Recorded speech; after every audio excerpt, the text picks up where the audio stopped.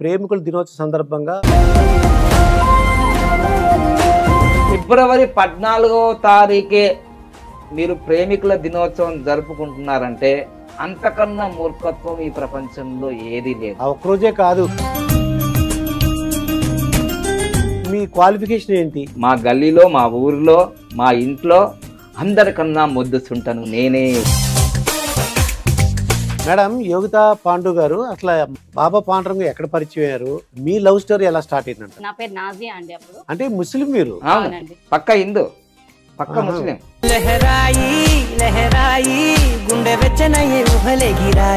తయారు చేయాలి కదండి, అవును, అమృతం తయారు చేయాలి. ముందు కట్ చేయాలి, క్లీన్ చేయాలి. సార్ కి కష్టం అవుతుందని నాకు ప్రేమ ఎక్కడ మొదలైంది తెలుసుకోనుందండి. ప్రేమ అక్కడ మొదలు కాలేదండి. దీనికన్నా ఒక బ్రేకింగ్ న్యూస్ ఉంటది. ఆల్రెడీ అప్పటి నుంచి పెళ్లి అయిపోయింది. మా ఊర్లో క్యాంప్ జరిగినప్పుడే నాకు సంతకం పెట్టమని డైవర్స్ పేపర్స్ వచ్చాయి. ఫస్ట్ ఆవిడకి నచ్చలేదు. ఆయన ఫిజికల్లీ ఛాలెంజ్ అని పెట్టారు. కాదు కాదు అది చాలా బాధేసింది.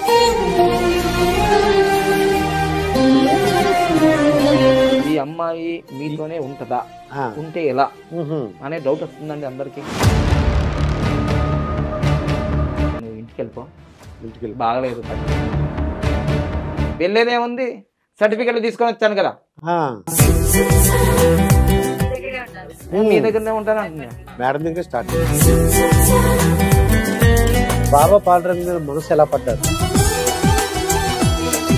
అప్పుడు పెళ్లి ఎలా జరిగింది మరి? ఇంట్లో ఏం చెప్పలేదండి. అదే బాలరావు సార్ అడిగాను అన్నాను కదా.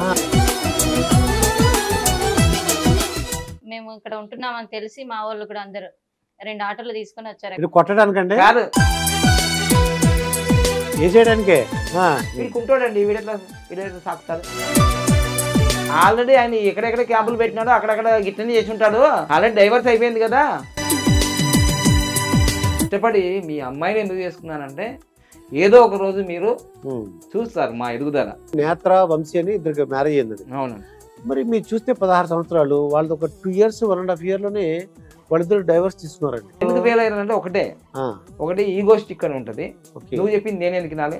ఇక్కడ నేత్ర విషయంలో జరిగింది, అక్కడ సమంత విషయంలో జరిగింది. బాబా పాండురంగ గారు బాగా మీ జీవితంలో బాగా బాధ కలిగిన సంఘటన ఏంటంటే, మా మేడం ప్రెగ్నెంట్గా ఉన్నప్పుడు చాలా, అప్పుడు మాకు బాగా డబ్బులు లేవు. అప్పుడు పెయిన్స్ వస్తున్నాయి. మరి అన్నయ్య వాళ్ళు ఇట్లా అడుగు అని అన్న. డోర్ కొట్టిందంట. కొట్టిందంటే ఎవరు రెస్పాన్స్ లేరు. పాప పుట్టింది. తర్వాత మా బాబు పుట్టినప్పుడు కూడా ఎవరు హెల్ప్ చేయలేదు. ఈ ప్రేమికుల దినోత్సవ సందర్భంగా మా మేడం గారికి మీ ప్రేమను ఎలా చూపిస్తారో చూపించండి. I love you Yogita Pandu.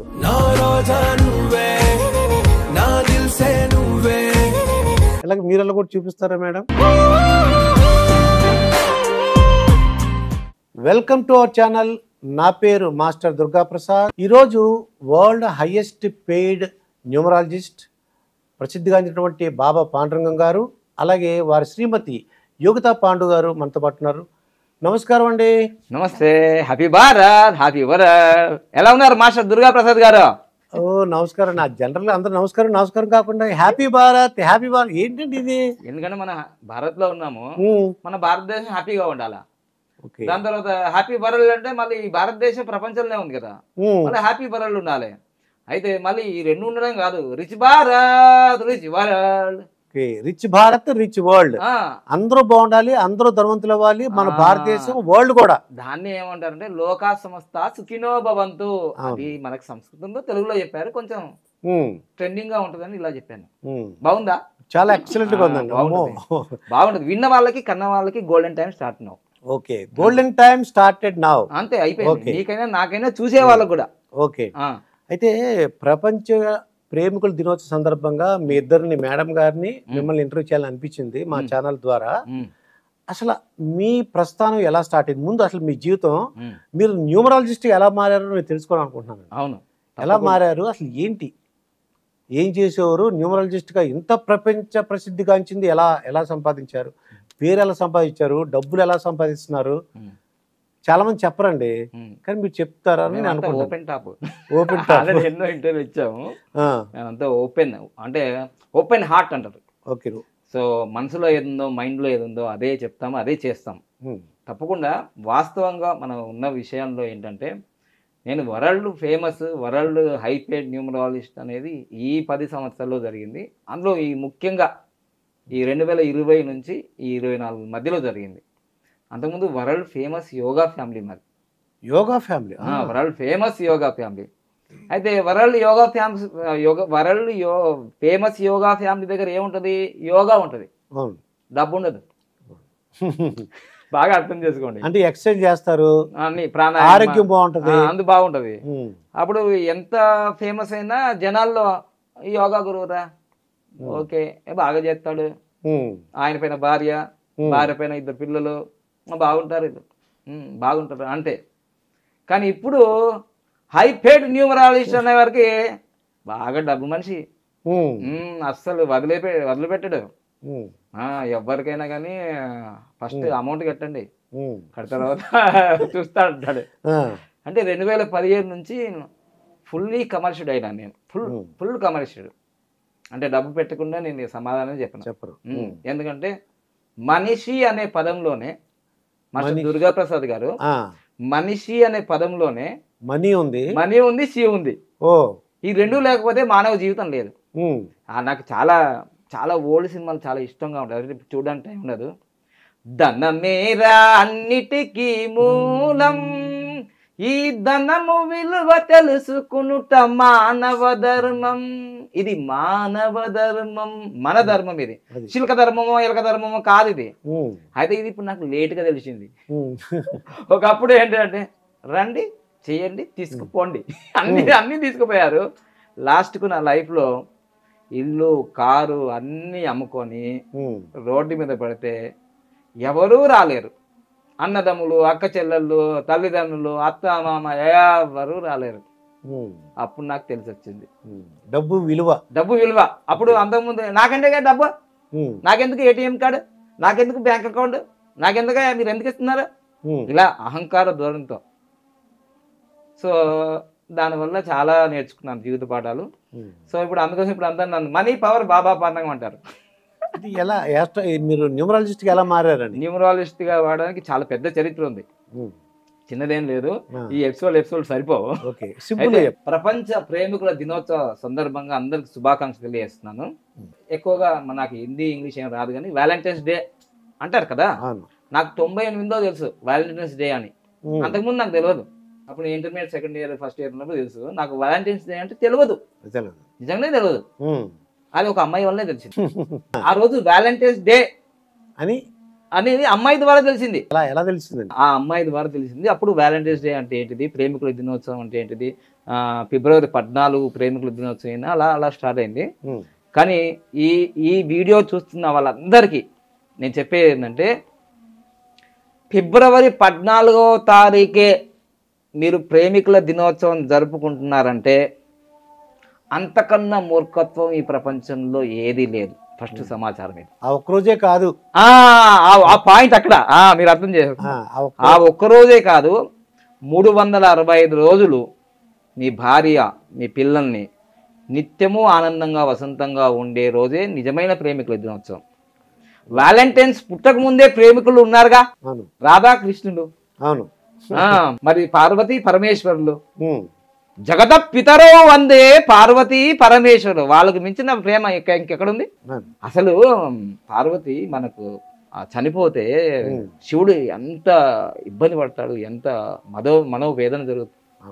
So అలా జీవితంలో ప్రకృతి అంటే స్త్రీ లేకుండా పురుషుడు లేడు.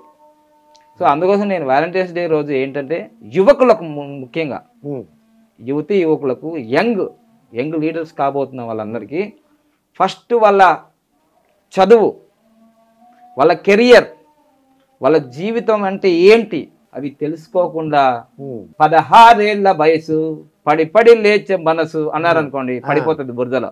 మొత్తం జీవితం అంతా పడ్డానండి బురదలో, మరి కడుక్కోవడానికి జీవితం సరిపోతుంది నిజంగా అంటారు అంతే. అవి చూడడానికి 3 గంటల సినిమా, కానీ నా జీవితం చూస్తే మీకు అర్థమైపోతుంది. మీ క్వాలిఫికేషన్ ఏంటి? నా క్వాలిఫికేషన్ ఏంటంటే మా ఇంట్లో, మా గల్లీలో, మా ఊరిలో, మా ఇంట్లో అందరికన్నా మొద్దుస్తుంటాను నేనే. ఓకే. ఎందుకంటే మా ఇంట్లో మా పెద్దన్నయ్య కానీ చాలా హార్డ్ వర్క్. ఆయన పేరు డాక్టర్ హరిశంకర్. ఇంకో చిన్నన్నయ్య డాక్టర్ నరహరి. వీళ్ళందరూ కూడా సరస్వతి పుత్రులు. మా చెల్లి, ఇంకో చెల్లి ప్రమీల, ఆమె కూడా సరస్వతి గారు. అందరూ బాగా చదువుకున్నారు, అందరు డాక్టర్లే, మనమే యాక్టర్. సో ఏమైందంటే లాస్ట్కి నేను చిన్నప్పుడు అంటే 1వ తరగతి చదివేటప్పుడు సార్ వాళ్ళు రాయమంటారు కదా, నాకు రాయడం రాదు. పక్కన చూసి రాసి, అరే చెప్పురా నీకు బలపం ఇస్తా, చెప్పురా. అలా లాస్ట్కి మా 5వ తరగతి వచ్చేసరికి నా విషయం అందరు తెలిసింది. కుటుంబంలో, క్లాసులో, బయట, ఊర్లో, గల్లు అంతా టామ్ టామ్ మొద్దుచుంటా, ప్రపంచంలో పనికిరాని పెద్ద బిచ్చగాడు అవుతాడు అని మా హెడ్ మాస్టర్ గారు అన్నారు. ఇది తెలిసిన తర్వాత మా పెద్దన్నయ్య చాలా బాధపడి, తర్వాత మా అన్నయ్య, రెండో అన్నయ్య రాష్ట్రంలోనే 9th ర్యాంక్ అనమాట, 10th లో స్టేట్ 9th ర్యాంక్ అనమాట, 1990లో ఇది విషయం, 1990లో. అప్పుడు అయ్యో మా చిన్న తమ్ముడు ఫిజికల్లీ ఛాలెంజ్డ్, వికలాంగుడు, తర్వాత చదువు రాదు, వీడు ఎలా బాగుపడతాడు అని దసరా హాలిడేస్లో, సంక్రాంతి హాలిడేస్లలో, తర్వాత సమ్మర్ హాలిడేస్లలో వచ్చి నాకు రోజు చెప్పేది. మళ్ళీ నేను దత్తపుత్రుణ్ణి, చిన్నప్పటి నుంచి నాకు అంతా కంఫర్టబుల్ అవన్నీ ఉండేది. అయితే నేను పుట్టింది దోమకొండ, పెరిగిందేమో బీవీపేట. మా పెద్దమ్మ వాళ్ళకి దత్తత ఇచ్చారు. సో ఇంత జర్నీ అయిన తర్వాత ఇంకా దత్తపుత్రుడు అంటే ఎలా ఉంటాడు? ఏమి కష్టం నష్టం ఏమి ఉండదు, మంచిగా ముద్దుగా చూస్తారు, ముద్దుగా బొద్దుగా ఉండేది, మంచిగా అన్ని సకల వైభవగాలు. అయితే దాంట్లో నాకు చిన్నప్పటి నుంచి చదువు మీద అంత శ్రద్ధ లేదు. మీరు ఇలా ఉంటే బొమ్మలు గీచేది, బొమ్మలు గీసేది. సో అలా నేను అక్షరాలు నేర్చుకోకుండా బొమ్మలు బాగా నేర్చుకున్నాను. అక్కడ పెట్టాల్సిన ఫోకస్ ఇక్కడ అయింది. అలా 5వ తరగతి వచ్చేసరికి నవోదయ పరీక్ష అని ఉంటుంది. నవోదయ పరీక్ష దాంట్లో మా ఇంట్లో అందరూ చాలా ర్యాంకర్స్ కదా, వీళ్ళు కూడా నవోదయ పరీక్ష రాయిస్తే వీడు ఏదైనా అక్కడ స్కూల్లోకి వెళ్ళి డిసిప్లిన్ గా ఉంటాడు. రాశాను, రాస్తే 100కి 60 మార్కులు వచ్చాయి. ర్యాంక్ ఎంత వచ్చిందో అదే మరి 60 మార్కులు వచ్చాయి. తెలుగు, హిందీ, ఇంగ్లీష్ లో 0 వచ్చాయి. బొమ్మలు ఉంటాయి కదా దాంట్లో, 60 మార్కులు వచ్చాయి. సో దాన్ని బట్టి నేను క్వాలిఫై కాలేదు ఇంకా, అంటే ర్యాంక్ రాక వెళ్ళిపోయింది. అంటే నాకు అంటే లాంగ్వేజ్లు హిందీ, ఇంగ్లీష్, తెలుగు అట్లో ఏమి రాదు, బొమ్మల్లో వస్తుంది. ఏకైక సంతాకృతి ఉంది కానీ ఇంట్రెస్ట్ లేదు. దాని తర్వాత 6th క్లాసు, మళ్ళీ చిన్న స్కూలు అంటే 5th వరకు, పెద్ద స్కూల్ అనే ఉండే. ఇప్పుడు తెలంగాణ రాష్ట్రంలోనే మనకు తెలంగాణ రాష్ట్రంలో గొప్పగా 6 కోట్లతో ఒక స్కూల్ కట్టారు. అది నేను కలలుగా అనేది, నేను ఎమ్మెల్యే అయితే నేను మా స్కూల్ని ఇలా కడతానని నేను అనుకున్నాను. కానీ నాతో కాకుండా నిజంగా ఇప్పుడు 6 కోట్ల రూపాయలతో ఆ స్కూల్ కట్టారు, బీవీపేట హై స్కూల్ అని. మీరు గూగుల్లో కొట్టినా, యూట్యూబ్లో కొట్టినా వస్తుంది. సో ఆ స్కూల్లోనే నేను 6th క్లాస్ చదివాను. 5వ తరగతి వరకు నాకు చదువంటే ఇంట్రెస్ట్ లేని నేను 6th క్లాస్కి అంటే 6వ తరగతి రాగానే అక్కడి వాతావరణం చాలా కొట్టారు నన్ను. కొడితే నన్ను పెంచిన నాన్న పోయి టీచర్ని కొట్టాడు. ఏమని కొట్టాడంటే, మా బాబుకి పొట్ట చేస్తే అక్షరం రాకున్నా సరే వాడిని మీరు కొట్టే ప్రసక్తే ఉండదు, అల్లారు ముద్దుగా పెంచుకుంటున్నాం మేము అంటే వాళ్ళు నాకు చెప్పారు అన్నమాట. అరే మీ నాన్న ప్రతిసారి వచ్చేసి, మీ దుడుగు వెంకటయ్య మీ నాన్నగారు వచ్చేసి అంటే మీకు చదువు ఎట్లా వస్తుందిరా? ఒక హెడ్ మాస్టర్ గారు అన్నారు, అరే నువ్వు జీవితంలో బాగుపడవు, పెద్ద బస్ స్టాండ్లో పెద్ద బిచ్చగాని నువ్వు అవుతావురా అన్నాడు. అంటే ఆయన ఉద్దేశం వేరండి, వేరే అంటే ఉత్తినే అలా అంటే మిమ్మల్ని ఏంటంటే నాకు రెచ్చగొట్టి మిమ్మల్ని బాగా చదివిద్దామని. అందులో నా కుటుంబ సభ్యుల్లో అందరూ చుట్టాలలో అందరిలో ఇదే ఇటు చదవడు మొదలుంటా, ఇటు చదవడు మొదలుంటా. ఇక నాకు రోజు బర్నింగ్ డిజైర్, నేనంటే ఏంటో నిరూపించాలి అనేది మొదలు పెట్టాను. 7th క్లాస్లో ఎగ్జామ్స్ జరిగాయండి. అప్పటి నుంచి నాకు చదువు మీద ఇంట్రెస్ట్ వచ్చేసి, మనం ఎవరి దగ్గర చూడకూడదు, రాకున్నా సరే ఎవరిని అడగకూడదు, రాకపోతే వదిలేద్దాం, ఫెయిల్ అయినా సరే. అలాంటప్పుడు మాకు 7th క్లాస్లో బోర్డ్ ఎగ్జామ్ జరిగిందండి, పబ్లిక్ ఎగ్జామ్ ఉండేది. చాలా 7th క్లాస్ అంటే చాలా ఈజీగా పాస్ అవుతారు చాలా మంది, కానీ మాకు మాత్రం కలెక్టర్ గారు ఇప్పటికి గుర్తుంది, చక్రపాణి కలెక్టర్ ఇప్పటికి, అది 92లో జరిగింది. చక్రం దింపాడండి, ఒక 10 మంది పాస్ అయితే అవుట్. మా ఊర్లో 2-3 పాస్ అయ్యాం. అంటే ఏంటి స్ట్రిక్ట్ గా చాలా స్ట్రిక్ట్. అప్పుడు నాకు 500కు 600కు ఇప్పుడు 240 థర్డ్ క్లాస్ లో పాస్ అయినా. 2-3 పాస్ అయినా మా స్కూల్ అంతే. అప్పుడు నాకు తెలిసింది చదువుదిలో.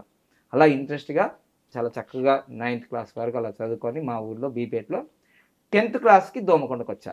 మా పెద్దన్న వీడైతే ఇంకా అలా అయితే ఇంకా సరిగా శ్రద్ధ పెట్టడు, 10వ తరగతి అంటే చాలా చదవాల్సిన అవసరం ఉండదు. కానీ అప్పుడు ఇంటికి తీసుకొచ్చిన తర్వాత అప్పటిదాకా ఉన్న 50% ఇంట్రెస్ట్ మా పెద్దన్నయ్య గారు ఉదయం లేచి 4 గంటలకు 3 గంటలకు లేపి 10వ తరగతి నువ్వు చదివే ఈ 10వ తరగతి చాలా ఇంపార్టెంట్. మన ఇంట్లో అందరు ర్యాంకర్లు ఉన్నారు, డాక్టర్లు ఉన్నారు, నువ్వేమో పెయింటింగ్లు చేస్తున్నావు, బొమ్మలు గీస్తున్నావు, నువ్వు దాంట్లో డబ్బులు సంపాదించుకొని 2000 ఉన్నాయి, 1000 రూపాయలు ఉన్నాయి అంటున్నావు. నేను డబ్బరిటలు కూడా అమ్మాను, బన్నులు. అంటే మా పెద్దనాన్న వాళ్ళు బాగా ఉండి ఒకేసారి లాస్ అయిపోయారు బట్టల వ్యాపారంలో. మేము పద్మశాలి కుటుంబం, బీడీ కార్మికుల కుటుంబం. సో మా పెద్దనాన్న లాస్ అయిపోతే అప్పుడు నాకు దసరా హాలిడేస్లలో నేను డబ్బరిటలు తీసుకొచ్చి, అంటే 5 పైసల లాభం అంటే నాకు తెలుసు.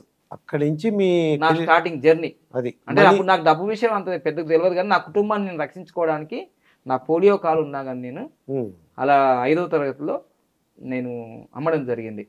డబ్బ రొట్టెలు, బన్ అంటారు దాన్ని, తెలంగాణలో డబ్బ రొట్టె అంటారు. అది 25 పైసలు. దాంట్లో 20 పైసలు కంపెనీకి పోతాయి, 5 పైసలు నాకు వస్తాయి. అలా 10 రోజుల్లో అమ్మి ఇంటిని పోషించాను. ఇలా ఈ డబ్బ రొట్టెలు, ఈ పెయింటింగ్ ఇది చేసుకుంటా చదువు మీద ఇంట్రెస్ట్ వచ్చింది, కానీ కుటుంబాన్ని నడిపించడానికి నేనే ఆధారం అయిపోయా. ఇలా అయితే వీడు చదువు అయిపోతుంది అని 10వ తరగతికి మళ్ళీ నేను పుట్టిన స్థలమైన దోమకొండ, మీ అందరికి తెలిసి ఉంటుంది దోమకొండ అంటే. సో అప్పుడు దోమకొండకి తీసుకెళ్ళిన తర్వాత మా అన్నయ్య ఉదయం లేచి నువ్వు చదవాలని 3 గంటలకు లేపాడండి. అలా నెల రోజులు మా అన్నయ్య నా ముందర కూర్చుంటే, అరే నా కోసం మా అన్నయ్య ఎందుకు కూర్చోవడం, అన్నయ్య నువ్వు పడుకో. నేను ఉదయం 1995లో నా లైఫ్ టర్న్ అయిందండి. బ్రహ్మ ముహూర్తంలో ఎప్పుడైతే మేలుకుంటామో మన జీవితంలో, ప్రపంచవ్యాప్తంగా ఉన్న మేధావులు, గొప్ప వ్యక్తులు, సైంటిస్టులు, అపర కుబేరులు అంతా కూడా బ్రహ్మ ముహూర్తంలో మేలుకుంటారు. ప్రేక్షకులు కూడా చెప్పేది అదే. అలా 10th క్లాస్లోనే అలా మా అన్నయ్య లేపిన ఆ నెల రోజుల తర్వాత నేనే 3 గంటలకు లేచి బ్రహ్మ ముహూర్తంలో 3 గంటలకు స్నానం చేసేసి 3 నుంచి ఇంకా చదువుకోవడం మొదలుపెట్టాను. 10 సంవత్సరాల చదువు అప్పుడే చదివా. ఇంకా ఆ చదువు ఇలా మామూలుగా లేదు, ఇంకా మనం ఎంత ఐపిక్కే, లోపిక్కలు. అసలు స్టేట్ ర్యాంక్ కొట్టాల్సిందే మనం.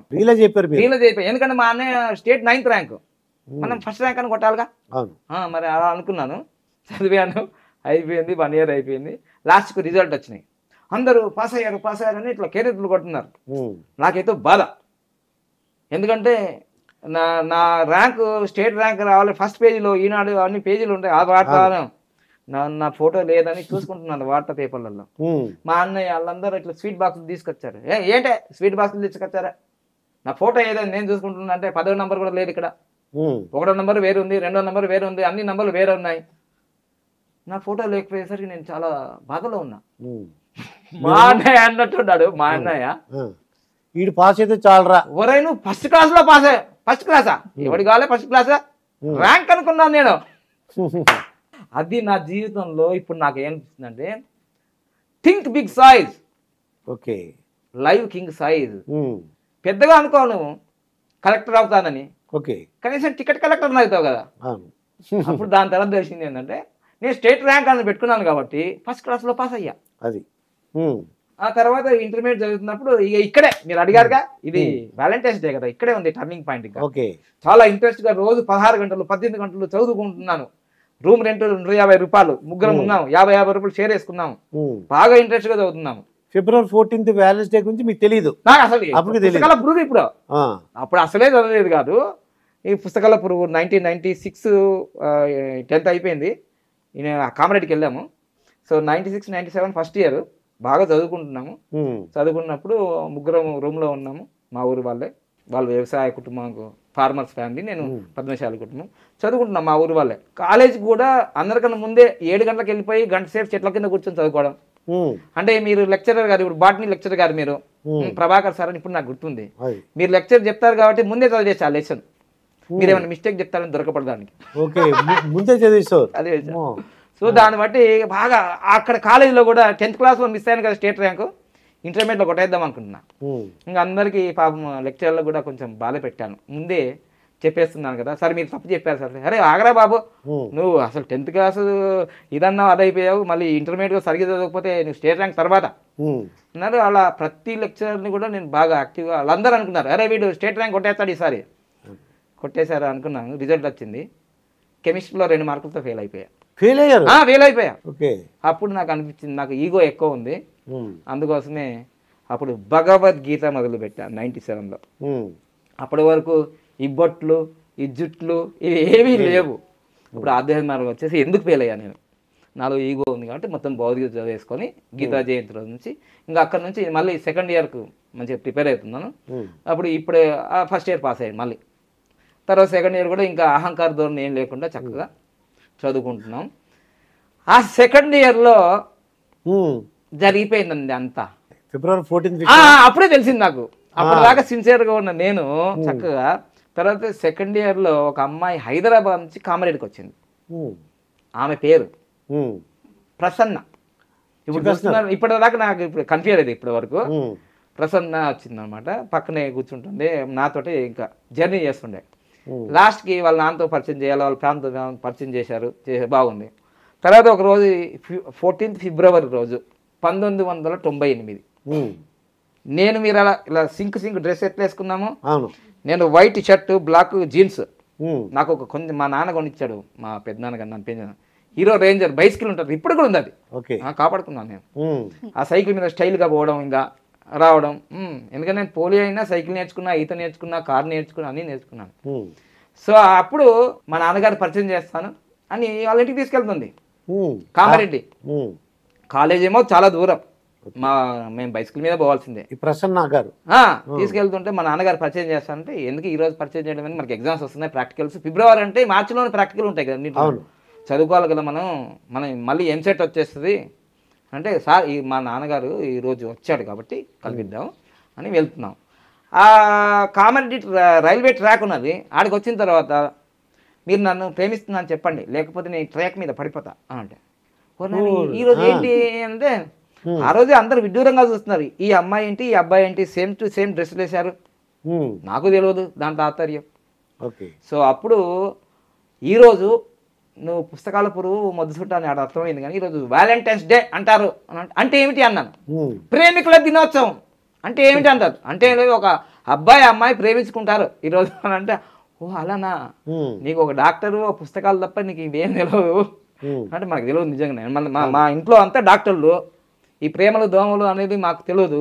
ఎందుకంటే ప్రేమ వల్ల నష్టపోయిన మా ఫ్యామిలీ ఫస్టే నాకు తెలుసు. మా ఇంట్లో మా పెద్దన్నయ్య ప్రేమ వల్ల చాలా నష్టపోయాడు, కోర్టులు కేసులు నాకు తెలుసు. అమ్మో అది షాక్ అని దూరం ఉన్నాం, ఆల్రెడీ ఫ్యామిలీలో కొద్దిగా ఇబ్బంది ఉంది తెలిసింది, అందుకోసమే చాలా దూరంగా ఉన్నాం. సో దాన్ని బట్టి మనకు చదివే ముఖ్యం కదా, ఫస్ట్ డాక్టర్ కావాలంటే ఇటు అటు పెట్టుకోవద్దు కదా. లాస్ట్గా అంటే నేనంటే నాకు అర్థం కాలేదు అప్పుడు సిచ్యువేషన్. ట్రాక్ అంటది, రైలు అంటది, కింద పడతా అంటది. సరే మళ్ళీ ఇది ఎందుకు వచ్చిన గొడవ, చెప్పేస్తే అయిపోతుంది కదా, చెప్పేశాం. ఏమని చెప్తాం, ఐ లవ్ యూ చెప్పడానికి ఎవరెస్ట్ శిఖరం వచ్చేంత ధైర్యం కావాలని అప్పుడు అనిపించింది. ఏదో సినిమాలు చూస్తాం అప్పుడు చూస్తాం. తర్వాత ఇంకోటి, నేను 10th ఇంటర్మీడియట్లో సినిమాలు చూడడం అసలు మానేసుకున్నాం మేము. అసలు అంతకుముందు విపరీతంగా చూసేది, ఈ చదవాలి అనేటప్పుడు నేను 10th అయిపోయిన తర్వాత సింద్రి సినిమా చూసా. 1 year దాకా ఏం చూడలే. ఇప్పుడంటే పిల్లలు మొబైల్లో చూసేస్తున్నారు, కానీ అలా ఒక నిష్ట. దాని తర్వాత ఆ చెమటలు వచ్చేసినాయండి ఐ లవ్ చెప్పాలంటే. భయమైంది, అమ్మ ఎవరైనా చూస్తున్నారు. ఆల్రెడీ మా లెక్చర్లు మనం ఫాలో చేస్తుంటారు, వీడియంటి పాండుగాడు ఎప్పుడు రోడ్ల మీద తిరుగుతున్నాడని. సో ఈ విధంగా అప్పుడు చెప్పడానికి చెమటలు అయితే వచ్చేసినాయండి, వైట్ షర్ట్ తడిచిపోయింది. అప్పుడు అమ్మాయి తుర్రం వెళ్ళిపోయింది. నేనేది చెప్పేసి నేనా ఏమని చెప్పానంటే, ఏమని చెప్పాలి కాదు, పక్కన యోగిత మేడం పట్టుకుని, యోగిత పాండు గారిని పట్టుకుని ఆ ప్రశ్న గురించి చెప్తుంటే భయం వేయట్లేదని. భయం ఏంటండి, ఈ స్టోరీలు అన్ని తెలుసు ఆమెకి, ఈ స్టోరీలు అన్ని తెలుసంటారా? మీరు ఒకటే విన్నారు, ఇంకా రెండోది వస్తుంది, మూడోది వస్తుంది, ఇంకా చాలా ఉన్నాయి. మీరు అట్లాంటి స్టోరీ కాదు ఇది. మరి రాజమౌళి గారు సినిమా తీశారంటే మళ్ళీ అన్ని రికార్డు బ్రేక్లే. అయితే ఒక 2 నిమిషాలు బ్రేక్ ఇద్దాం. మా మేడం గారిని అడుగుతా, యోగితా పాండు గారిని, అసలు ఏం మీ ఇద్దరిది ఎలా స్టార్ట్ అయింది అడుగుతా.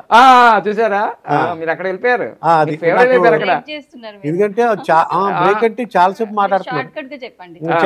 షార్ట్ కట్ ఏం లేదండి. అప్పటి నుంచి ఏమైందంటే ఇంక నేను కొన్ని తెలంగాణ మాటలు మాట్లాడతానండి ఈ వీడియోలో, చెప్పకపోతే జీవితాలు పాడైపోద్దండి. నా చదువు సంగరాకపోయిందండి. ఎప్పుడైతే ఏంటి ఐ లవ్ యూ అని చెప్పేసి అంతేనండి. అంటే నేను మొదట్లో 1992లో మా సోషల్ సార్ ఏమన్నాడంటే, సోషల్ బాగా ఇష్టం అండి నాకు, సోషియాలజీ, ప్రజలు ఇవంటే. మతం లేదు, కులం లేదు, ప్రాంతం లేదు, ఇది లేదు, తొక్క లేదు, తోలు లేదు అనుకునేవాడిని. నేను అనుకునేది ఫిజికల్లీ ఛాలెంజ్ కదండి, నేను ఎవరిని ప్రేమించా. ఎందుకంటే అరే నీ కాలే బాగలేదు, నువ్వెందుకు ప్రేమిస్తున్నావు అంటాడు. తర్వాత ఇంకోటి, మేమంతా పూర్ మిడిల్ క్లాస్ కదా, మనకి ఎందుకు ఇవన్నీ, అసలు అమ్మాయిని ఇవ్వాలంటే కూడా వాడికి కాలే బాగలేదు నిజంగా చెప్పాలంటే చెప్తా డైరెక్ట్ గా, వీడికి ఉంటాడండి, వీడెట్లా సాకుతాడు, వీడేంటి వీడు పండుగడు బుజ్జిగాడా, వీడు మొగాడ్రా బుజ్జా, ఈ డైలాగులు అన్నమాట. సో అందుకోసమే ఇవన్నీ ఎందుకు గొడవ, మన చక్కగా చదువుకొని మన లైఫ్ ఏందో మనం చూసుకుంటే వాళ్ళే వస్తారు ఇష్టం ఉంటే. ఈ ప్రసన్న కథ ఏమైందంటే, ప్రసన్న కథ ఏమైందంటే లాస్ట్ కి ఇంకా అలా అయిపోయింది కదండి. ఆ సుక్కలు చూపించారండి. ఏమిటంటే రేపు ఇంగ్లీష్ ఎగ్జామ్ అండి, రేపు ఇంగ్లీష్ ఎగ్జామ్ అయితే నేను మనకి ఎంసెట్ ప్రాస్పెక్టర్స్ నేను నిజామా నుంచి తీసుకురావాలి హెడ్ పోస్ట్ ఆఫీస్ నుంచి, నువ్వు ఇక్కడే ఉండు బస్ స్టాండ్లో, కామారెడ్డి బస్ స్టాండ్లో నిలబెట్టిందండి.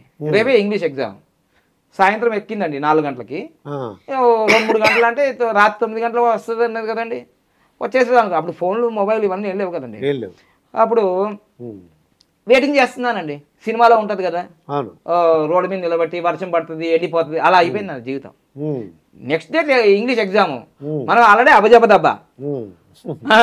అలాంటి ఇంగ్లీష్ ఎగ్జామ్కి ఆమె సాయంత్రం కూడా రాలేదండి, నైట్ కూడా రాలేదండి. ఉదయం 6-7 అవుతుందండి, 8 గంటలకు ఎగ్జామ్. నేను అలానే ఉన్నాను, నిద్రపోలే, చదువుకోలే. అప్పుడు నాకు అర్థమైంది సీను, చదువు సంకనాకిపోతుంది. ఇంకా ఇప్పుడు కూడా నేను ఎగ్జామ్ అటెండ్ కాకపోతే ఈ ఇంగ్లీష్ పోతుంది. పోయి స్నానం చేసేసి వెంటనే ఎగ్జామ్ చదువుకోలేను, పోయి రాశాను. ఎందుకో గాడ్ గిఫ్ట్ కొన్ని నేను అల్లుకుంటాను.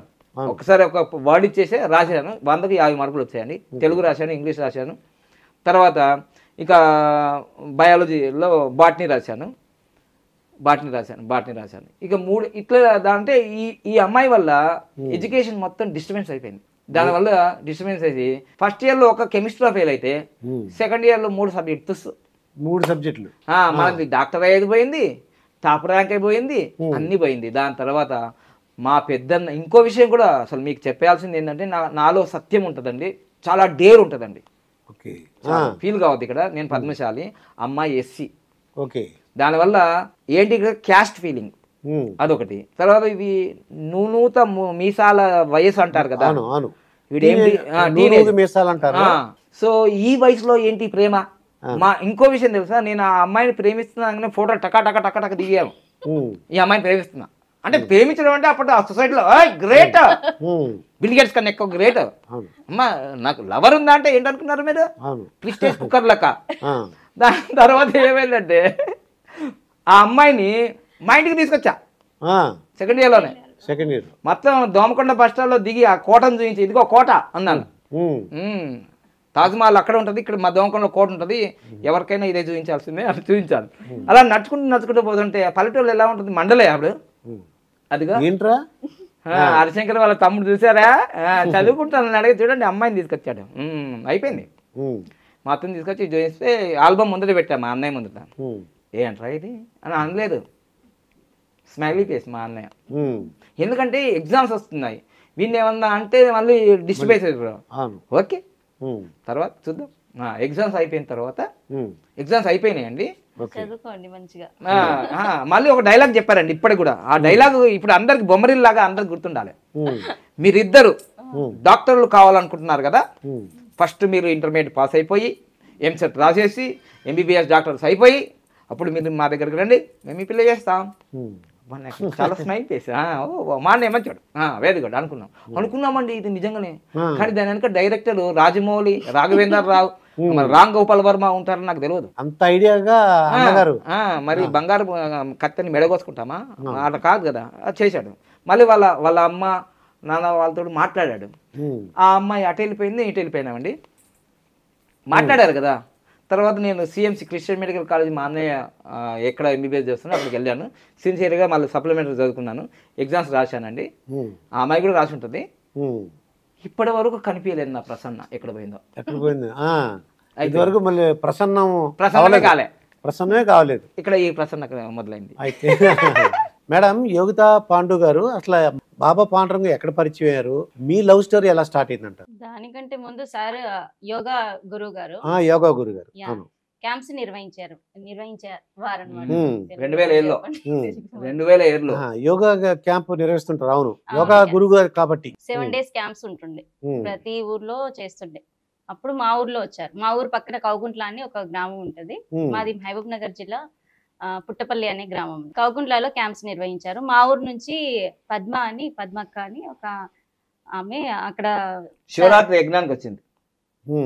చెప్పు, శివరాత్రి యజ్ఞానికి వచ్చింది. మా ఊరు నుంచి ఆవిడ సార్ గారి క్యాంప్ కి అటెండ్ సేవకురాలు, బాగా క్యాంప్ లో అటెండ్ అయ్యేది. అయితే ఇలాంటి క్యాంప్ మా ఊర్లో కూడా జరగాలి, యోగా మా ఊరికి కూడా తెలియాలి, యోగా అంటే ఏంటని. అసలు మహబూబ్నగర్ జిల్లాలో చాలా మారుమూల గ్రామాల్లోకి వెళ్ళాను అనమాట. అంటే మీకు తెలిసే ఉంటుంది, చెప్పాలి. సరే, ఎలా ఎక్కడ చూసారు ఏంటి యోగా క్యాంప్ చూసానండి? మా ఊర్లోనే చూసాను. వైశ్యాస్ అని అనురాధ అక్క అని ఉంటుంది, తనతో పాటు ఉంటుండే నేను. నాకు వాళ్ళు సార్ క్యాంప్ కి వెళ్ళారనమాట. నాజియా, నా పేరు నాజియా అండి. అప్పుడు నాజియా అంటే ముస్లిం, మీరు అవునండి, పక్క హిందూ, పక్క ముస్లిం. నాజియా బాగుందా కాంబినేషన్? నేనేమో యోగితా పాండు అనుకుంటున్నాను, పెళ్లిలో మార్చుకున్నా. ఇంకొక దీంట్లో ట్విస్ట్ ఉంది ఇక్కడ, ముస్లిం నాజియా బేగం. అమ్మో, చాలా ఇంట్రెస్టింగ్. వీళ్ళ నాన్నగారు గురువు. వాళ్ళ దాంట్లో అంటే మనకు భౌతికత ఎలానో ఖురాన్ వాళ్ళకు చెప్తాడు, బోధిస్తాడు. నాజియా బేగం యోగితగా ఎలా యోగితా పాండుగా మారింది. అయితే మాది పూర్ ఫ్యామిలీ అండి, మాకు తినడానికి కూడా సరిగా లేకపోతుండే. మా నాన్నది జాబ్ లో మధ్యలో పోయింది జాబ్. అలాంటప్పుడు ఇంకా ఫీజు కూడా కట్టడానికి లేనప్పుడు మా అనురాధ కానీ మా ఇంటి ముందు ఉంటారు వైశ్యాస్ వాళ్ళు, ఆమెకి కొంచెం శారీస్ వర్క్ అవన్నీ నేను చేసి ఇస్తుంటే అనమాట.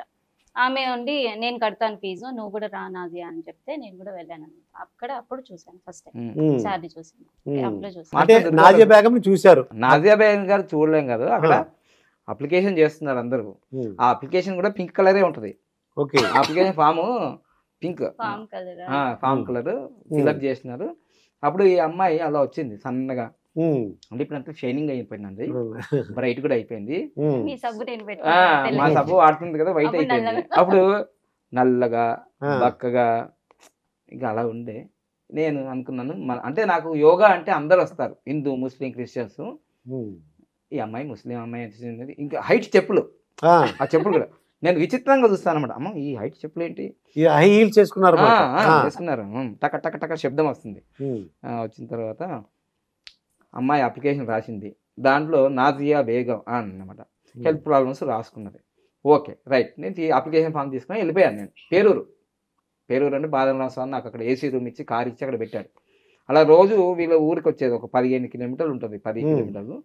ఉదయమే 5 గంటలకు క్లాసు, 60 మంది జాయిన్ అయ్యారు దాంట్లో. చాలా అలా వచ్చిన తర్వాత మళ్ళీ ఎందుకు ఫోన్ చేసింది అమ్మాయి, అడగండి నాకు తెలియదు, అక్కడి నుంచి అడుగుతా.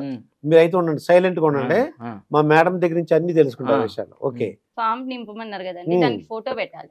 అప్పుడు బ్లాక్ అండ్ వైట్ ఫోటోస్ కూడా ఉన్నాయి కదా, పాస్పోర్ట్ సైజ్ ఫోటోస్. అవును, కలర్ తక్కువ అప్పుడు, బ్లాక్ అండ్ వైట్ ఉండే. సో నేను స్టూడియోలో ఉన్నాను అక్కడ. Sir black and white photo కావాలా, కలర్ ఫోటో కావాలని కాల్ చేశాను. ఆ స్టూడియో అబ్బాయి కూడా నా శిష్యుడే. అప్పటికే 5 కాంపులు చేసిన తర్వాత గురుగారు మళ్ళీ విశ్వామిత్రుడు మళ్ళీ ఏ ఫోటో పెడతా జాగ్రత్త, గురుగారికి ఫోన్ నెంబర్ ఉంది కదా అని అడిగి ఫోన్ చేశారు. బ్లాక్ అండ్ వైట్ కలర్ పెట్టాలని. Okay, black and white photo ఎందుకమ్మా, 1947 ఇప్పుడు అంతా కలర్ ఫోటో వేస్తా కదా, కలర్ పెట్టన్నా, కలర్ ఫోటో. ఓకే, ఎందుకు చూసుకోవడానికి బాగుంటుంది.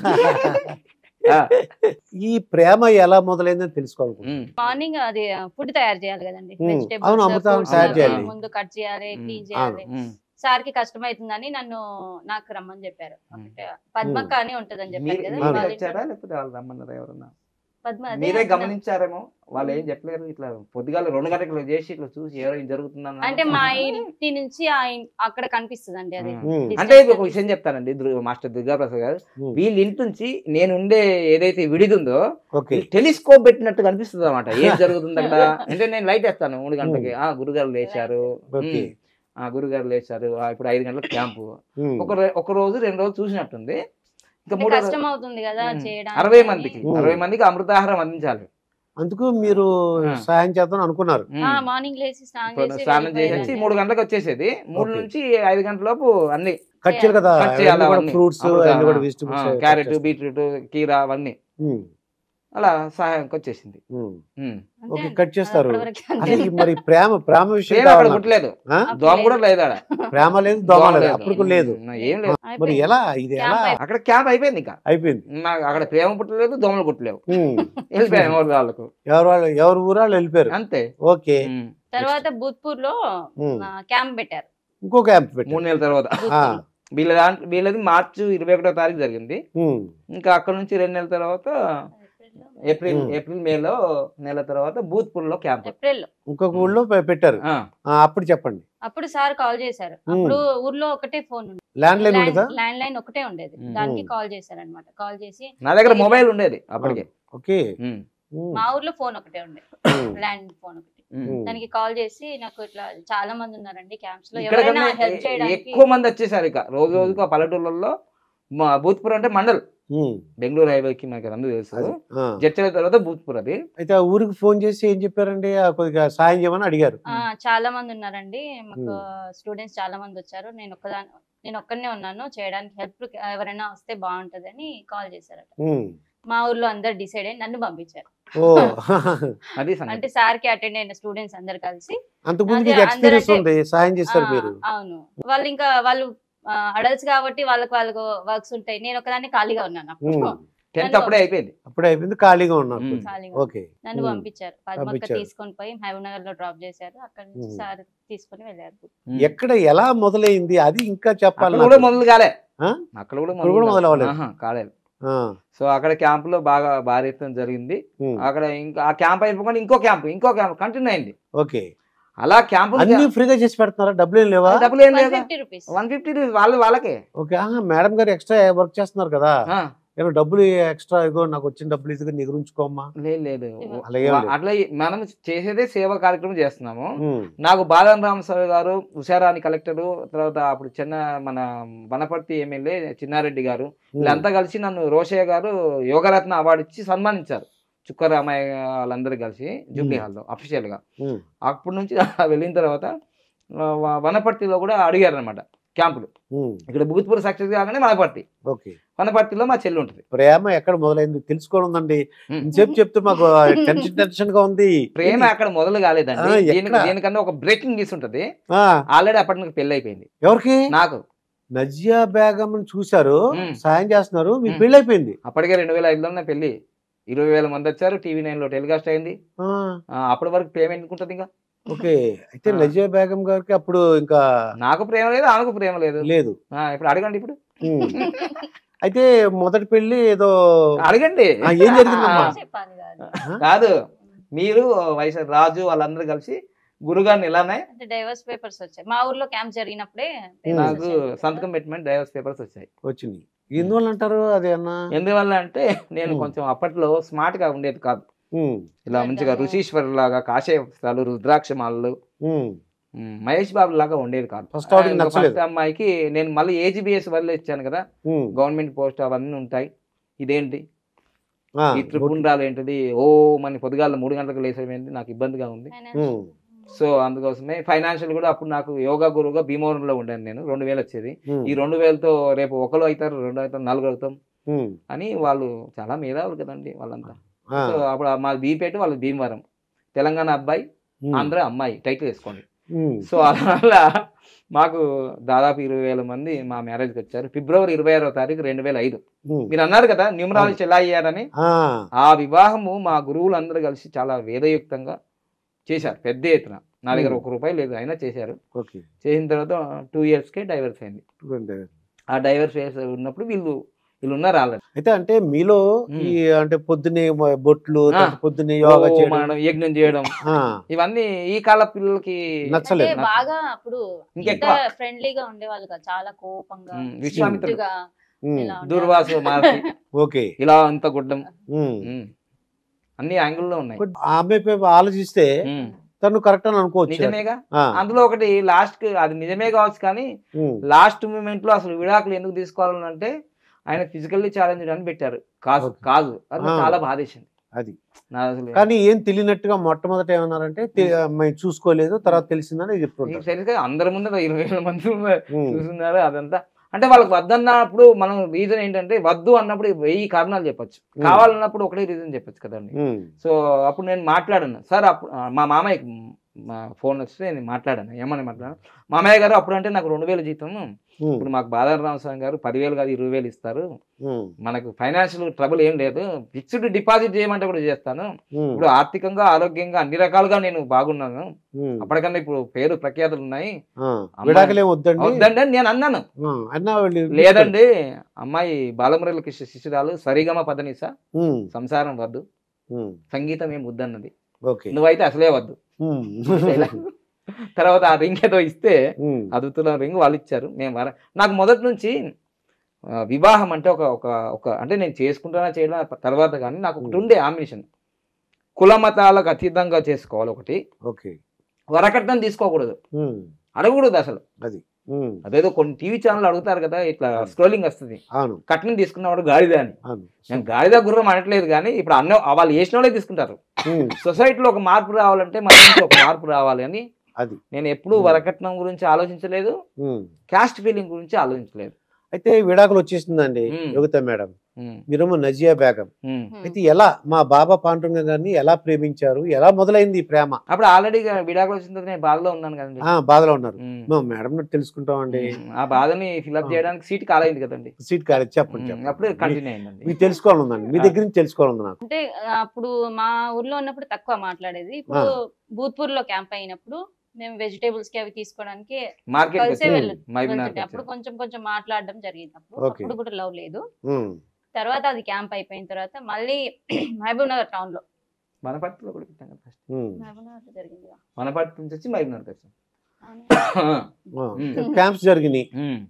వనపర్తిలో పెట్టాం. వనపర్తి అయిన తర్వాత వీళ్ళకి ఏదో వీళ్ళ ఇంట్లో నుంచి ఫోన్ వచ్చింది, అమ్మ మన ఇంట్లో ఏదో ఫంక్షన్ ఉంది, తొందర రావాలి అంటే పెళ్లి చూపులని ఏదో ఇంట్లో ఫంక్షన్ ఏదో చుట్టాల్లో వెళ్ళిపోయింది. అప్పుడు మొదలైందండి కథ. అడగండి, చెప్పండి చెప్పండి. అది అప్పుడు వెళ్ళాను, మళ్ళీ వచ్చాను. మళ్ళీ మహబూబ్ నగర్ టౌన్ లో రమేష్ సరోడే వాళ్ళది డాక్టర్ ఏంటి ఐ స్పెషలిస్ట్, అక్కడ క్యాంప్ జరిగింది. అక్కడే లాస్ట్ అప్పుడు చాలా పెద్ద కమ్యూనిటీ వాళ్ళు, విఐపీస్ కమ్యూనిటీ మహబూబ్ నగర్ లో రెగ్యులర్ క్యాంపులు జరిగాయి. అప్పుడు ఏం జరిగింది? అక్కడనే జరిగిందంట మొత్తం. అదే ఇక్కడ తెలుసుకుంటాను, చెప్పండి.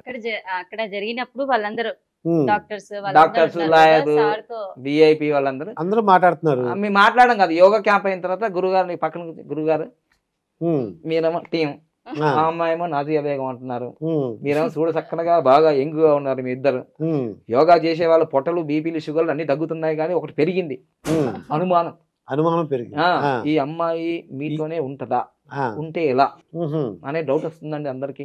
మీరంటే మంచి వాళ్ళు, ఆ అమ్మాయి కూడా మంచిదే అని ఈ విధంగా మొదలైంది. నేను 2-3 రోజులు ఇదే అంటున్నారు వాళ్ళు.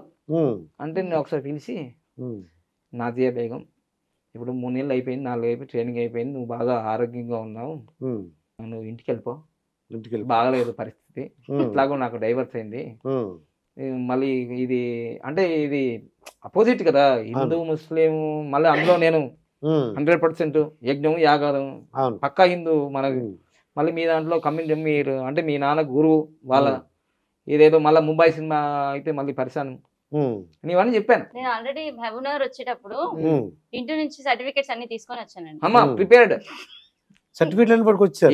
ఏ సర్టిఫికేట్లు అడగట్లేదు మీరు, 10th టీసీ అన్ని అన్ని ఓకే. అమ్మా బట్టలన్నీ కూడా, బట్టలు ఎక్కడ మనం ఉన్నాం కదా అంతే.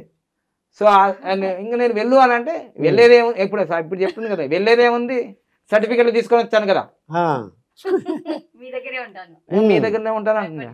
ఎప్పటికీ మీ దగ్గర ఉంటాను అంటే ఫస్ట్ ఇక్కడ లవ్ ఎక్కడ అయిందండి?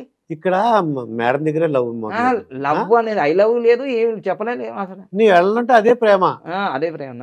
మేము ఇట్లా ఇప్పుడు 98 లో మేము వెళ్ళిపోను అన్నారు, నేను వెళ్ళను ఇక్కడ ఉండిపోను అంటుంది, అంతే ఇక్కడ ఉండిపోతాను అంటుంది, ఇలా స్టార్ట్ జీవితాంతం ఇక్కడ ఉండిపోతాను అంటుంది ఆవిడ. అమ్మో, మేడం దగ్గర స్టార్ట్ అయింది. స్టార్ట్ అయింది, కాన్ఫిడెంట్ పెరిగింది. అంటే ఒక విధంగా చెప్పాలంటే అప్పుడు 2007లో 2008లో అప్పటికే మహబూబ్నగర్ జిల్లాలో కలెక్టరు, ఎస్పీ వీళ్ళంతా కూడా అప్పుడు బాబా పన్నం కాదు, పాండగం యోగా గురుజీ అంటే నేమ్ ఫేమ్ అప్పటికే ఏబి అనేవి కొన్ని ఛానల్లో వచ్చాయి నాకు ఇంటర్వ్యూస్. సో అట్లా నేమ్ ఉంది. అప్పటికి నాకు బాదాం రామస్వామి గారి నుంచి ఒక 10,000 రూపాయలు రావడం, మన శిష్యులు కొంచెం విఐపి శిష్యులు ఒక 10,000 ఇవ్వడం, 20,000 నాకు ఇంకా. అయితే నేను మేడం గారిని అడుగుతున్నాను, అంటే ఎందుకు యోగా గురించి అప్పుడు వెళ్ళిపోమని అన్నారు, ఎందుకు వెళ్ళాలనిపించలేదు మీకు? అంటే సార్ లో హానెస్ట్ ఉన్నారు. ఏది ఉంటే అదే చెప్తారు, అబద్ధం చెప్తారు. మేడం మీకు అంటే ఆ వయసుకి మీకు మతాలు తెలియవు, కులాలు తెలియవు, కానీ ఈ మీద నేను పట్టించుకోలేదు, తెలుసు కానీ పట్టించుకోలేదు. బాబా పాండురంగ మీద మనసు ఎలా పడ్డారు, ఎందువల్ల మీకు ఇష్టమయ్యారు? అప్పుడు పెళ్లి ఎలా జరిగింది మరి? అదే బాదాం రావు సార్ అడిగాను కదా, ఆయన ఏమన్నానంటే సరే మీ మొదటి పారి రావట్లేదు అన్నారు, ఈ అమ్మాయి ఆల్రెడీ 3 నెలలు ఆల్రెడీ నేను చూస్తున్నాను, చక్కగా చేస్తుంది, అసలు నీకు చేదోడు వాదోడుగా ఉండి నేను నిలబెట్టగలుగుతుంది, నీకు కావాల్స్తే నేను సపోర్ట్ చేస్తాను. ఆయన దేవుని నమ్మడండి, మనిషి మంచోడు అయితే దేవుడు అనుకుంటూ వస్తాడు అంటాడు అన్నమాట. ఆయన బాగా ఆయన చనిపోయాడు, చాలా మంచి వ్యక్తి. అయితే ఆయన ఏమన్నంటే సరే మరి ఎలా సార్ అంటే ఆర్య సమాజ్లో చేసుకోవచ్చు, నేను మాట్లాడతాను అని అంటే చెప్పాడు అన్నమాట. నేను సపోర్ట్ చేస్తాను, మనకు కలెక్టర్, ఎస్పీ వీళ్ళంతా మీకు సెక్యూరిటీ అంటే నేను విషయం చెప్పాను, చేసుకోమంటున్నారు కానీ మీకు కొన్ని విషయాలు తెలియదు, నేను హిందూ, అమ్మాయి ముస్లిం, మరి మామూలుగా ఉండదు అన్నాను. ఏం కాదు నేను ఉన్నాను కదా అన్నాడు అన్నమాట. అలా సపోర్ట్ దొరికింది నాకు. అయితే ఆర్య సమాజంలో వాళ్ళు మీకు పెళ్లి చేశారండి? అవునండి. అప్పుడు మీ కుటుంబానికి మేడం గారి ఆర్య సమాజ్లో వాళ్ళేం చేయలేదు, ఆర్య సమాజ్లో వాళ్ళు సజెషన్ ఇచ్చారు. తర్వాత మాకు అప్పుడు ఉన్న పరిస్థితుల్లో నా దగ్గర 20,000 ఉన్నాయి. మా మేడం గారికి ఎట్లాగో నా భాగస్వామి అవుతుంది కాబట్టి మీకు బాబా రామ్దేవ్ గారి శిక్షణ మనకు మొదటిసారిగా తెలంగాణ అంటే అప్పుడు ఉమ్మడి ఆంధ్రప్రదేశ్. సో అప్పుడు ట్రైనింగ్ ఇక్కడ మన నారాయణమ్మ ఇన్స్టిట్యూట్ ఆఫ్ కాలేజీలో మా నాదియా బేగం, అప్పుడు ఇంకా మారలే పేరు, అప్పుడు ట్రైనింగ్ చేసుకున్నారు యోగా సర్టిఫికేట్ కోర్సు.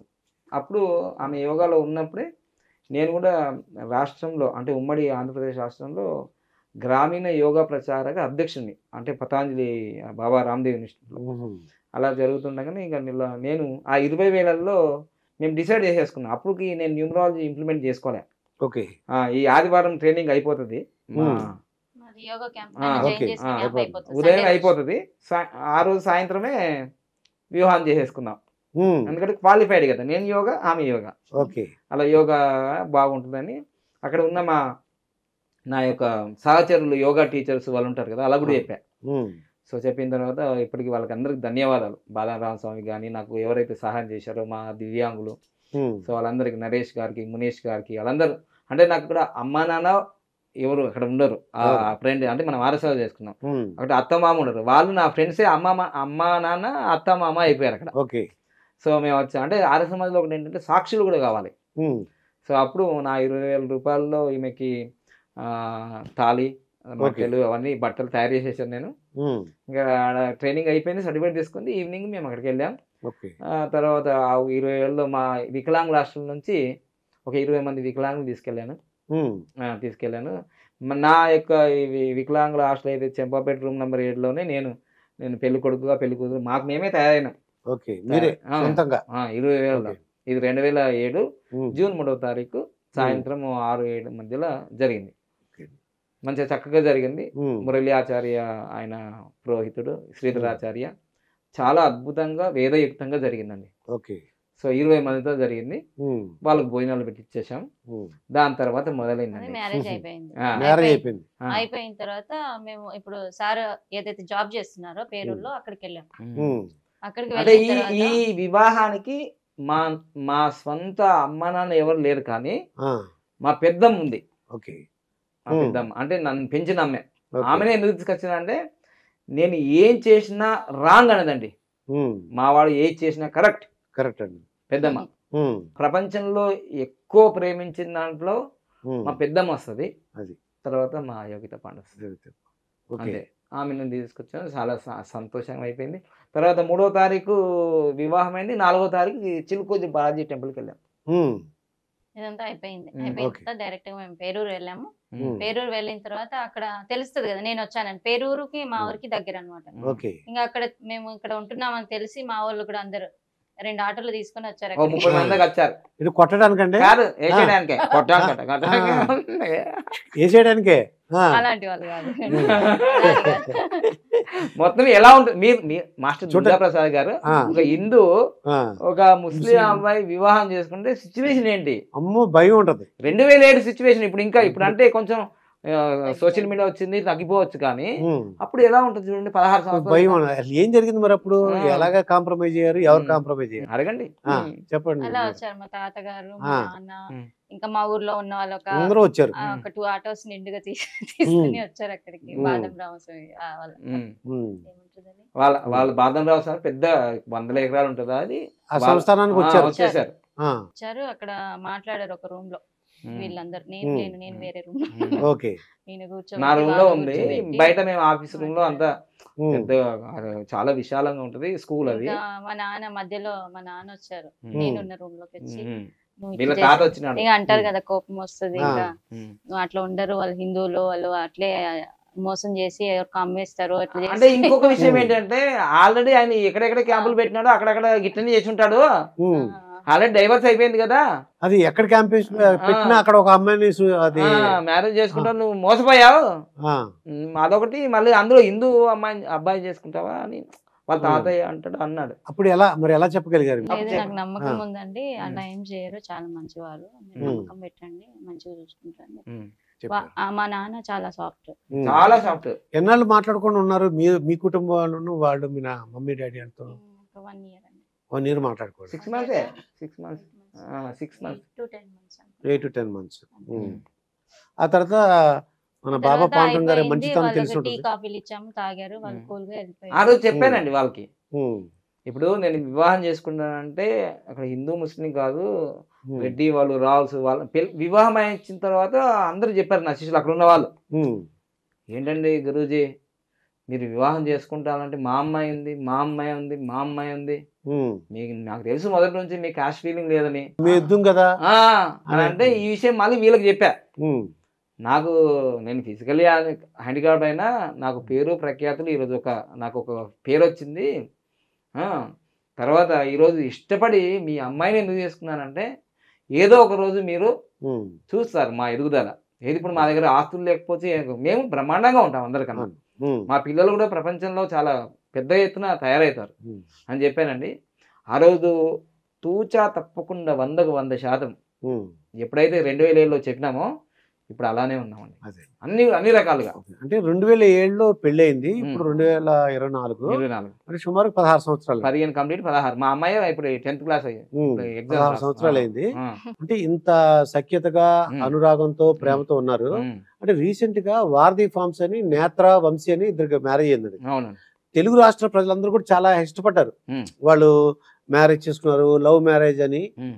చాలా సంతోషించారు. అవును. మరి మీరు చూస్తే 16 సంవత్సరాలు, వాళ్ళది ఒక 2 years 1.5 year లోనే ఉమ్. వాళ్ళిద్దరు డైవర్స్ తీసుకున్నారండి. ఇంకా వాళ్ళకంటే వాళ్ళది అంటే హిందూ అండి అక్కడ. మీదేమో ముస్లిము, హిందూ. హిందూ అయితే ఎందువల్ల అంటారు? వైట్ అపోజిట్ కదా మా అవును. సాంప్రదాయాలు కానీ అవన్నీ కానీ ఉమ్, చాలా అపోజిట్ గా ఉంటాయి. మన అన్ని సంస్కృతి వీళ్ళకి తెలియవు మళ్ళీ. అవును. అంటే ఎందువల్ల అంటారు? వాళ్ళ లవ్ ఫెయిల్యూర్ అంటారా ఏంటి? ఎక్కడ జరిగింది? అంటే మీరు ఒకటి గమనించారో లేదో, ఇక్కడ మేము ప్రేమించుకున్నట్టు ఎక్కడ కనిపించలేదు మీకు. ఇక్కడ ఇట్ ఈస్ ఏ రెస్పాన్సిబిలిటీ. ఇద్దరు కలిపి ఇద్దరు ఫిజికల్లీ ఛాలెంజ్. జర్నీ. మేము పార్కు తిరగలేదు. నేను ఒక సొసైటీలో యోగా నేర్పుతూ ఆరోగ్యాన్ని వాళ్ళకి అందించడానికి నేను ప్రయత్నం చేశా. మేడం గారు కూడా ఏం చేశారు, అరే ఇంత బాగా చేస్తున్నారు కదా, ఆల్రెడీ నా కళ్ళ ముందట ఈయనను వికలాంగుడు అనే కారణంతో డైవర్స్ ఇచ్చారు కదా. డైవర్స్ కారణం ఏంటి, ఈయన వికలాంగుడు అని ఇచ్చారు కదా, ఈయనకు సహాయం చేద్దాం మనము అని ముందుకు వచ్చారు. చేడు నీడుగా ఉండి తోడుగా ఉండి. నిజంగా చెప్పాలంటే మీరు అన్నారు కదా, ఎంత గొప్ప అరేంజ్ మ్యారేజ్ అయినా, ఎంత గొప్ప లవ్ మ్యారేజ్ అయినా భార్యాభర్తలు ఉన్నప్పుడు కొట్టుకుంటారు, తిట్టుకుంటారు. ఓకే. మీరు అనుకుంటారేమో మీది కనిపించినట్టు, మేము కూడా అలానే జరిగినాయి మాకు విషయం. ముఖ్యంగా ఏంటంటే మేము కొట్టుకోవడం తిట్టడం కాదు, కానీ విపరీతమైన ఆర్థిక ఇబ్బందులు, చాలా చాలా ఆర్థిక ఇబ్బందులు. ఒక రోజు చివరికి ఒక 10 రూపాయలు కూడా లేవు. ఇప్పుడు హైదరాబాద్కి వచ్చిన తర్వాత కూడా 2019లో మేము ఫేస్ చేసింది 10 రూపాయలు లేవు ఇడ్లీ కొన్నామంటే. అది అయితే ఈ వారధి ఫార్మ్స్ ఎందువల్ల అంటారు? అక్కడ ఏంటంటే మీదో 16 సంవత్సరాల అది అన్యోన్యంగా ఉన్నారు, అనురాగంతో ఉన్నారు, ఆప్యాయంగా ఉన్నారు. మేము 300 రూపాయలతో స్టార్ట్ అయింది మీ లైఫ్. మా లైఫ్. ఒకటి 150 రూపాయలు నూతన స్టవ్, 150 రూపాయలు 2 ప్లేట్లు, ఓకే, అలా స్టార్ట్ అయింది. మరి ఈ రోజు నేను కోట్ల రూపాయలు సంపాదిస్తున్నాను. ప్రపంచంలో నేను సంపాదించదు కాదు, 100 మందిని కూడా కోటీశ్వరం తయారు చేశా. మా మేడం కూడా ఒక్కొక్క రోజు 1,00,000 రూపాయలు సంపాదిస్తుంది. నాకు ఎక్కడ సంపాదిస్తుంది ఒక్కొక్కసారి. అలా ఎందుకు ఫెయిల్ అయ్యిందంటారు? ఎందుకు ఫెయిల్ అయ్యారంటే ఒకటి ఈగోస్టిక్ అని ఉంటది. నువ్వు చెప్పింది నేను ఎందుకు వినాలి, తూకిత్తా మైకిత్తా అంటారు. అప్పుడే మాకు కూడా వస్తుంది, వెంటనే ఐ లవ్ యూ అంట. బాగా కోపాలు వస్తాయి వాళ్ళకు మనకు. నేను సంపాదిస్తున్నా అప్పుడప్పుడు వీళ్ళు కూడా బ్యాగులు పట్టుకొని పోతా అంటారు, వెళ్ళి రండి అని అంటాను. మళ్ళీ ఈయనే ఉంటా అంటది. ఒక విషయం చెప్పాలంటే అండి, వీళ్ళ తాతగారు చనిపోయిన తర్వాత కూడా దాదాపు 10 సంవత్సరాల తర్వాత అనుకుంటా అసలు పోవాలి, కానీ పోలేదు. ఒకవేళ సంవత్సరానికి ఒకసారి పోతామండి, కేకులు తీసుకొని వాళ్ళ అమ్మ వాళ్ళ ఇంటికి వెళ్ళిపోయి ఆ రోజే పుట్టినరోజు జరిగినట్టుగా మేము కేకులు కట్ చేసి చాలా చక్కగా ఈమెకి ఏమి కావాలి వాళ్ళు అది ఇస్తారు, ఈమె వాళ్ళకి ఏమి ఇవ్వను అన్ని ఇచ్చేస్తుంది హ్యాపీగా. ఒక పండుగలాగా, ఒక దీపావళి పండుగలాగా ఉంటుంది మేము పోయిన తర్వాత. ఇప్పటికి కూడా నేను ఒకటే చెప్తున్నాను, 10 సంవత్సరాల వరకు వీళ్ళ స్వంత ఊరికి పోలేదండి. మా మామయ్య వాళ్ళు ఒక 2-3 సంవత్సరాలు మాతోటే ఉన్నారు. అయితే ఈ నేత్రం ఉన్నారు కదా వంశీ గారు, అంటే ఏంటంటే ఇద్దరు సంపాదించుకోవడం వల్ల నేను గొడవ వచ్చి ఏం లేదండి. జుక్కే నై ఉంటది కదా, తగ్గేది అని.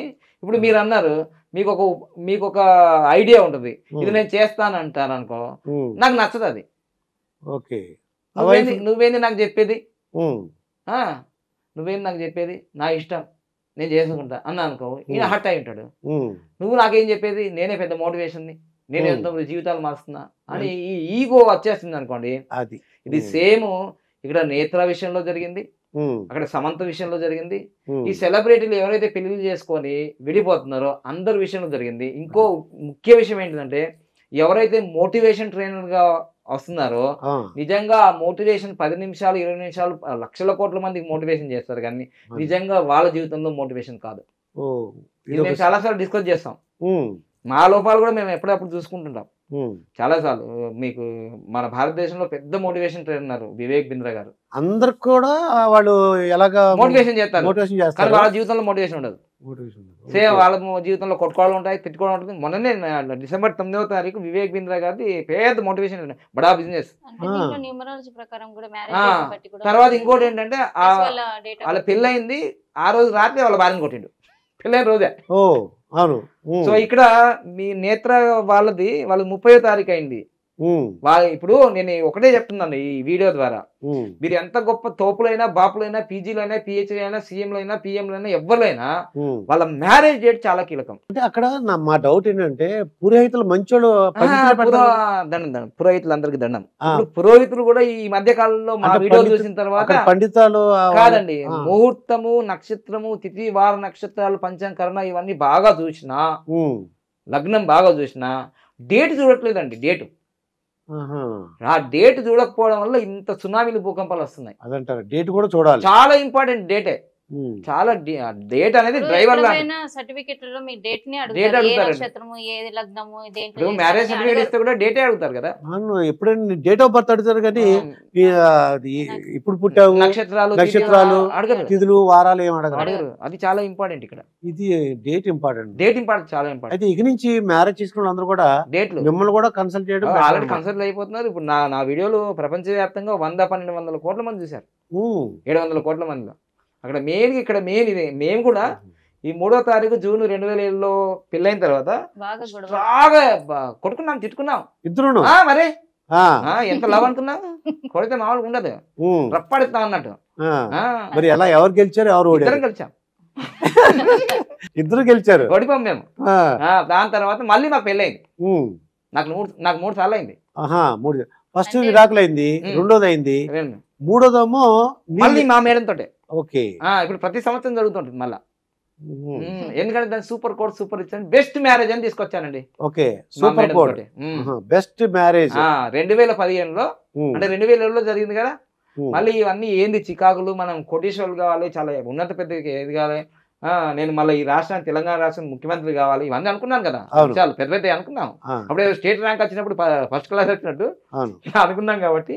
దాని తర్వాత నేను మళ్ళీ 2015 అక్టోబర్ 1కి తిరుపతి వెళ్ళి మా దగ్గర డబ్బులు లేకుండా ఫ్రెండ్స్ అందరూ ఉపయోగపడి నాకు ఇస్తే మళ్ళీ బెస్ట్ మ్యారేజ్ చేసుకున్నాం సూపర్ కోడ్. అప్పటి నుంచి అండి 2015 నుంచి అక్టోబర్ 1 నుంచి మళ్ళీ ఇట్లా మేము వెనక్కి తిరగలేము. సూపర్ గా డూపర్ గా అండ్ జెట్ స్పీడ్ లో డెవలప్ అయ్యాం. అయితే ఇప్పుడు మేడం గారు ఒక ప్రశ్న అడుగుతాం, యోగిత అని అసలు పేరు ఎలా వచ్చింది? మీరు పెట్టారా లేకపోతే ఎవరు పెట్టారు? యోగిత సార్ పెట్టారు యోగిత అని. ఏంటి చాలా పేర్లు మళ్ళీ నేను ఏజీబీఎస్ కూడా చేశాను కదా, సింపుల్ చెప్పాడు మరి. అయితే ఆచార్య ఇంజనీరింగ్ అగ్రికల్చర్ బిఎస్ చేస్తున్నాను, అది 1 year చేసి చదివేసా వదిలేశాను. అక్కడ యోగిత అని మా క్లాస్మేట్ ఉంది, అమ్మాయి చాలా మంచిది. అట్లా మీరు అన్నిటికీ అదే ప్రసన్నం అయిపోయింది, వరలక్ష్మి వచ్చింది, అయిపోయింది, వరం చేసింది. వీళ్ళందరూ నా జీవితాన్ని మార్చేశారు, ఆడుకున్నారు ఇట్లా బంతులాట. ఫుట్బాల్ పవిత్రంగా ప్రేమించాను నేను, శారీరకంగా మానసికంగా పవిత్రంగా. యోగిత అనే పేరు ఎందుకు వచ్చిందంటే ఆచార్య ఇంజనీరింగ్ రంగంలో యోగిత అని నా క్లాస్మేట్. నేను అప్పుడు ఆల్రెడీ యోగా ఫీల్డ్ లో ఉన్నా. ఈ ఆర్య సమాజ్లో ఏమన్నా నాసియా బేగం అంటే బాగుండదండి, సర్టిఫికేట్ మీద మార్చండి అంటే అప్పటికే మన న్యూమరాలజీ ఫీల్డ్ లో రాలేం కదా, మన యోగా. ఆల్రెడీ ఆ అమ్మాయి పేరు యోగిత యోగిత అని పెట్టేశాను. అలా పెట్టేసిన తర్వాత మళ్ళీ నేను న్యూమరాలజీ వచ్చిన తర్వాత ఈ తా అనే అక్షరంతో కొంచెం ఇబ్బంది పడతాను అని కొన్ని ఉన్నాయి. సీత, కవిత, గీత, వనిత. తా అంటే ఏదో తా తందానా అన్నట్టు నేను అన్నాను, ఇదేదో బాగా ఇబ్బంది అవుతున్నట్టుంది, జెట్ స్పీడ్ లో అవుతున్నా కానీ ఇంకేదో యోగిత పాండు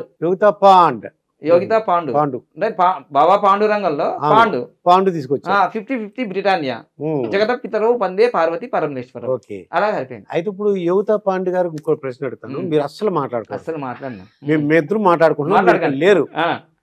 చాలా మంచి ప్రశ్న ఇది.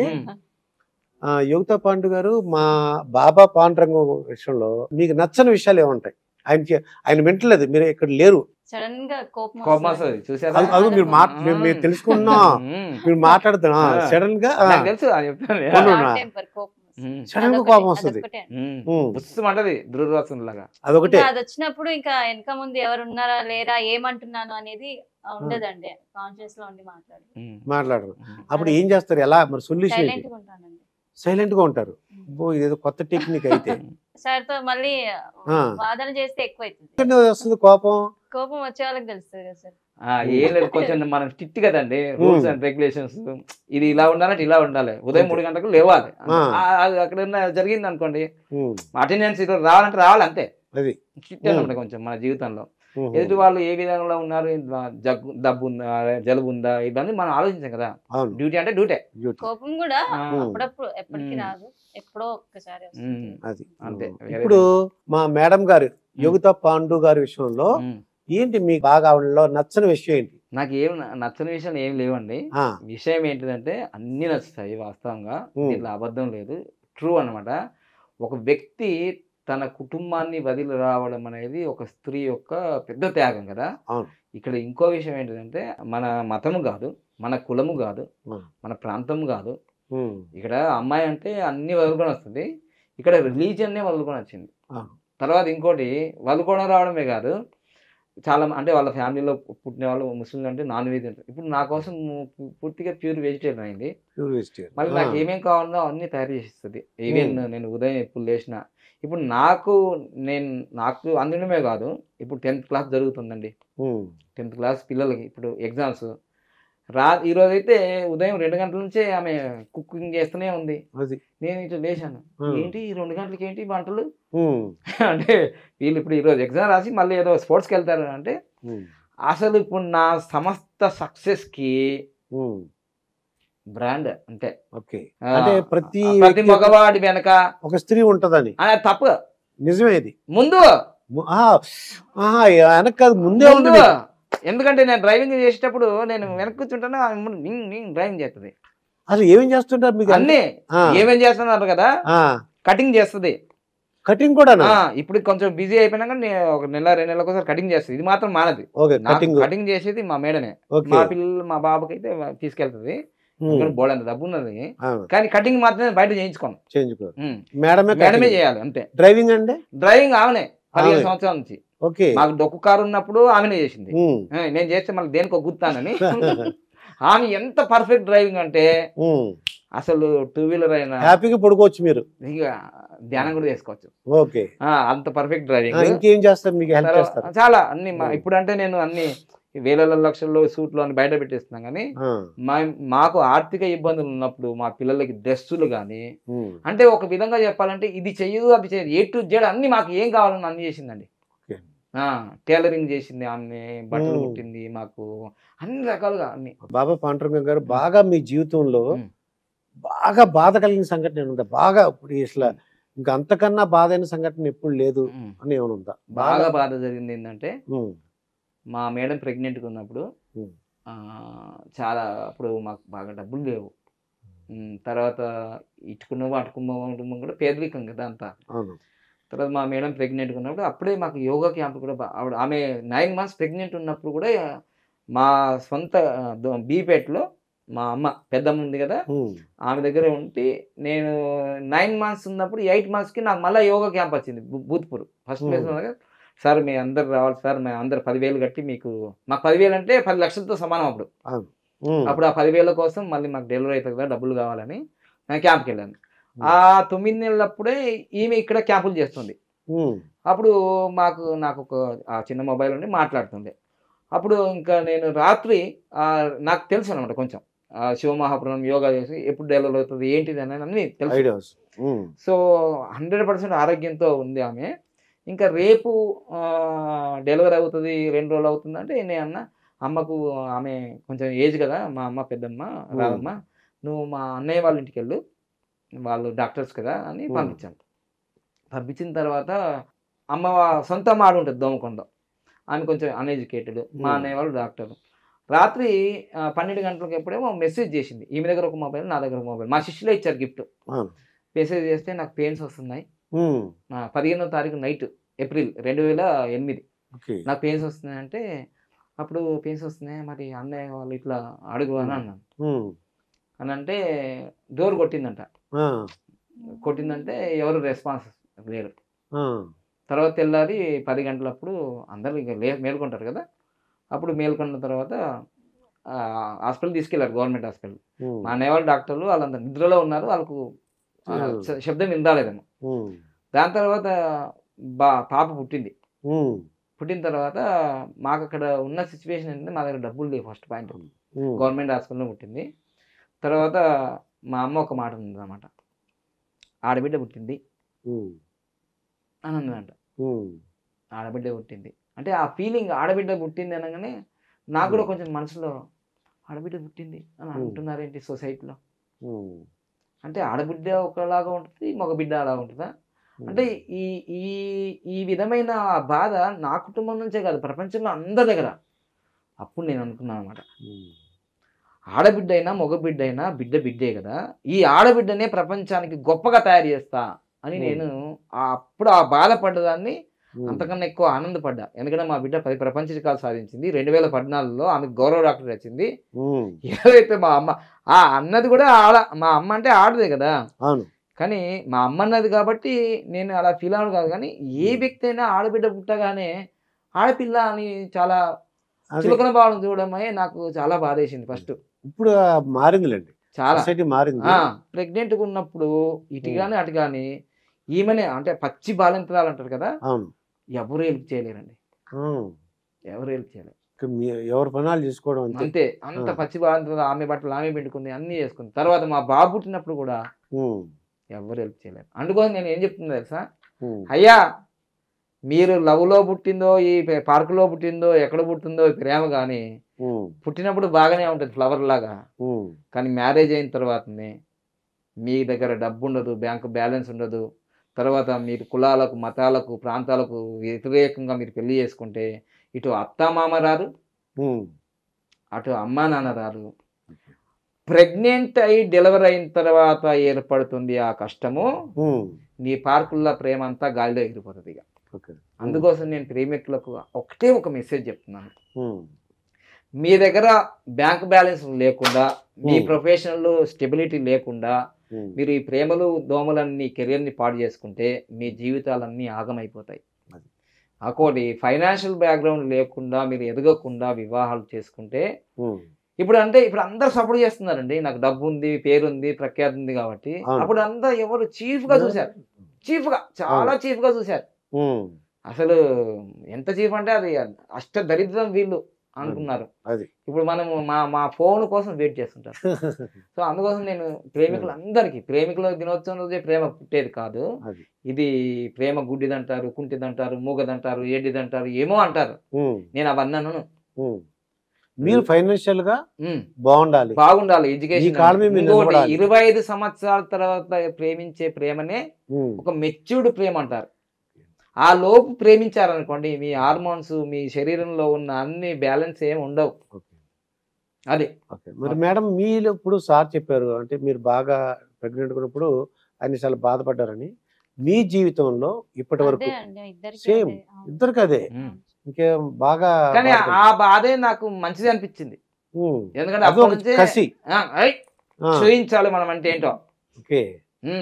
నేను మొదటి నుంచి అనుకునేవాళ్ళం అనమాట, నేను అందరికన్నా ఎక్కువ డబ్బు సంపాదిస్తా, నేను అందరికంటే నేను ఫేమ్ అవుతా, నేను అందరికన్నా బాగుంటా.